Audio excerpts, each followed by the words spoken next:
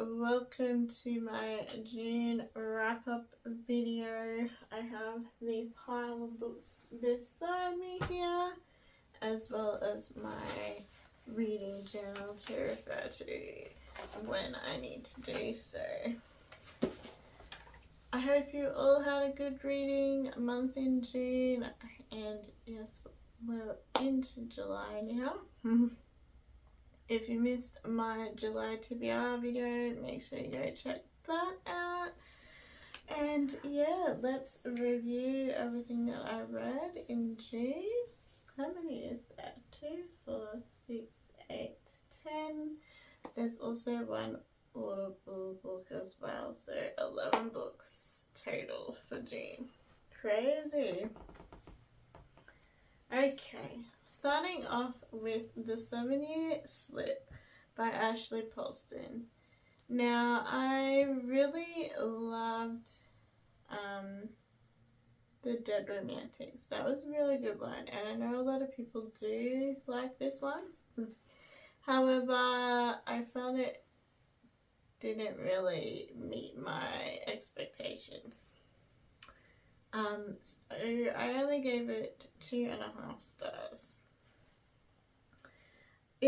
I found the first half really boring, and I couldn't connect to the story or the characters at all. Yeah, it was just not for me. The second half was okay, and it did get a little bit better, so I kept rolling with it. Usually I find this author really good, as I said, because I did love The Dead Romantics. Hopefully her future books are okay, but this one just didn't hit for me. 2 challenges that we covered was, it was a listed book on my 25 books to read for 2025, and it was also a book with a number in the title for another 2025 challenge that I'm doing. So obviously it's got 7 in the title. So yeah, apart from kicking off with a couple of prompts, we just managed to get through it with a low rating. The second book is Treasures of the Emerald Sea. I finally got to this one. It's been on so many TBRs. But June was the month. We did enjoy this. I gave it 4 stars, and it was my first Brandon Sanderson book that was like of a normal size length. The last one I read was just a novella, but it didn't have enough in it, so I gave this one a go. I did enjoy it. It was very interesting.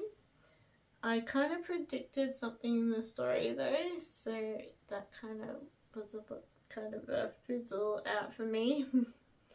Although it's good to be able to do that. I thought the writing was a bit heavy, so it is like higher fantasy than some reads, because you couldn't like just sit and chill and relax and read it. It was like very focused writing. But I did like the story. It was also a book on my list for 25 books to read for 2025, and it was also colour in the title.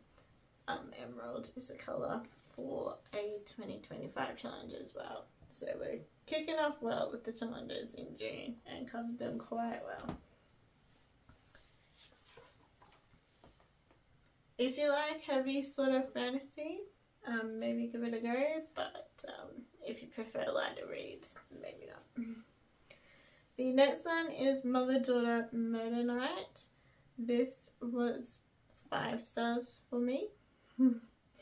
It was a Taylor Swift song challenge, the song being Best Day, and a mother-daughter relationship book. It actually has some of the grammar involved as well, so that was kind of cool.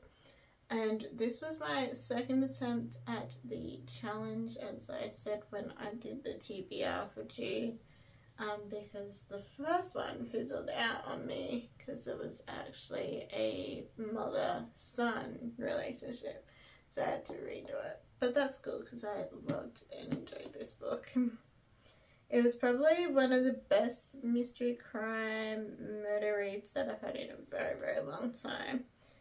It's a good one and I definitely recommend it. The next book I read was a Not So Meet Cute. This was one of the local book club books that we had, and everyone was like, not sure if you would really like it, Evie. But I actually did enjoy it. I gave it 4 stars. Everyone was very shocked. Yeah, I love the characters and their banter was just so good in it. Made it so entertaining. There was spicy scenes, and to me the spicy scenes had a bit of meaning behind them, so I was comfortable with those, and they were sweet as well, some of them. A good balance, which I appreciated, so there was a lot of plot happening as well as like the spicy stuff, so I actually really enjoyed this. I will pop the next one up on screen because I actually did it via Audible book. This was a second attempt of this book. The book is Alleged. This time for the second attempt I gave it 3 stars. The first one I did back in January and I actually didn't after the book. It was just the writing. It was written really weird and it was hard to get through. So I decided, because it was a book club read as well, to see if I could do it on Audible, and I managed to get through the whole book, which was good. However, it was just alright. It was an average read. It didn't, give me excitement. It didn't give me connections to the stories or characters or anything like that. And it was still a challenge to get through, but I managed. And I gave it just 3 stars. Yeah. It was also a book on my 25 books to read for 2025. So yeah, doing well with that challenge. The next book I read was my first cowboy romance, and it was Done and Dusted. I really enjoyed this. I gave it 4 stars. I enjoyed the story. I enjoyed the characters. It was good writing. The female main character has like panic attacks from a life situation that she had, and it was written really well, and I appreciate how well it was written in here. There's like a bestie relationship in there which was really good, and the family side of things was really good as well. I also loved the quirky cowboy sayings in the book as well. They were quite fun. Yeah, and overall I just really enjoyed it and gave it 4 stars. I have the second one on my TBR card, so hopefully soon I'll get that one. The next one that I read was Rebel Roads. This was a gift for Christmas that I received. This one is like a middle grade YA read. It's a Disney book. I had it on my list to read for 25 books for 2025. So yeah, this month I ticked a lot of those off, which was good. It was okay. The magical and the bell parts were good. However, there was a lot of political stuff going on, and I found that really boring. Yeah, it could have been minimalized, all that part, I think, and all written a lot better if it was needed. It was very interesting, like, after tale of Beauty and the Beast, because they were, like, married, and the story was a revolt after the actual Beauty and the Beast story, so, yeah, interesting. Yeah. The next one I read was Daisy Darker. I loved this. It was 5 stars for me. I couldn't put it down. it was just like a book where you just wanted to keep going. It was a wonderful murder mystery read. I highly recommend it, and I didn't expect the ending at all. It was a surprise to me. And I'm not sure if I said, but it was also a 25 book list, my 2025 list. I have also noted the author down to find books from her for future reads because I really enjoyed her writing. So yeah, recommend that one if you're into mystery books. I know some people aren't. But yeah, I have like 3 genres that I go for: fantasy, romance, and mystery. Yeah.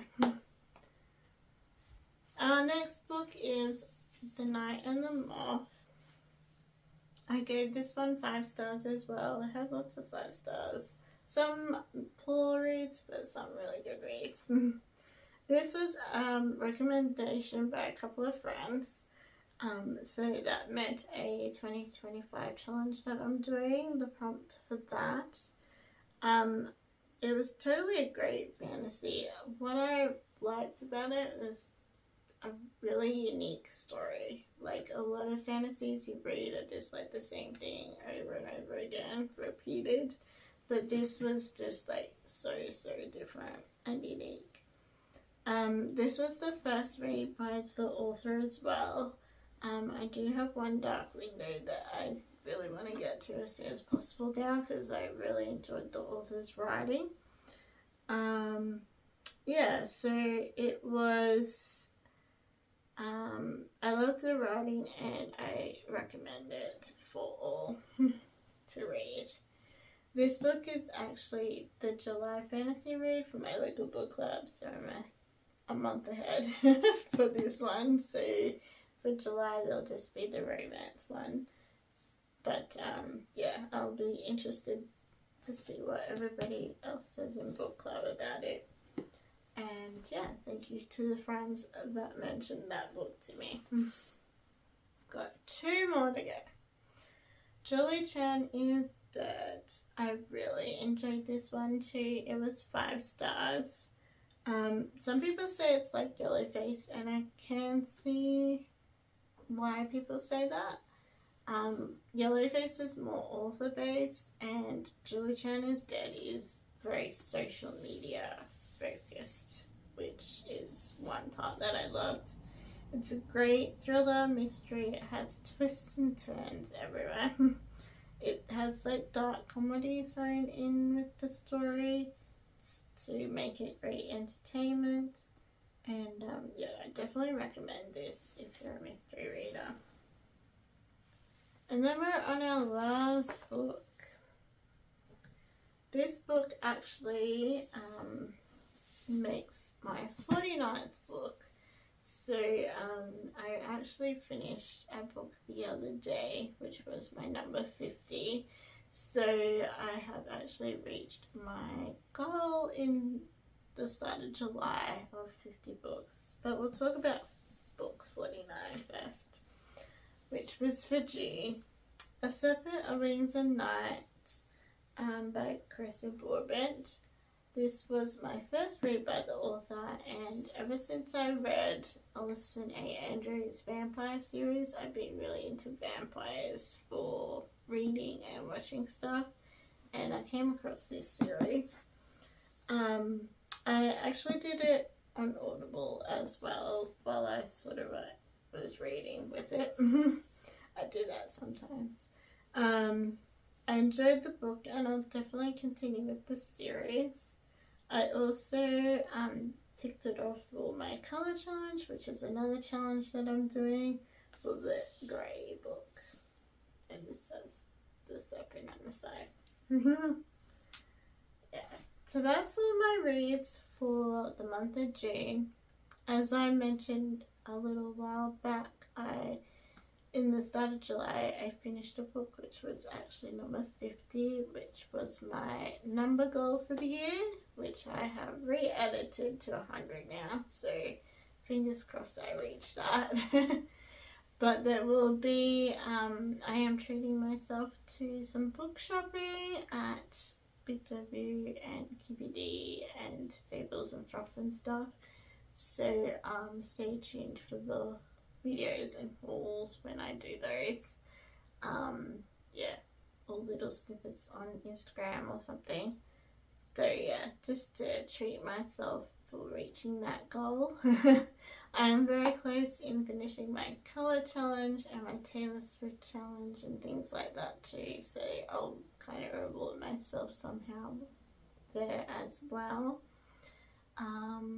Yeah, so I have ideas for when I reach those as well, so yeah, stay tuned for those fun things.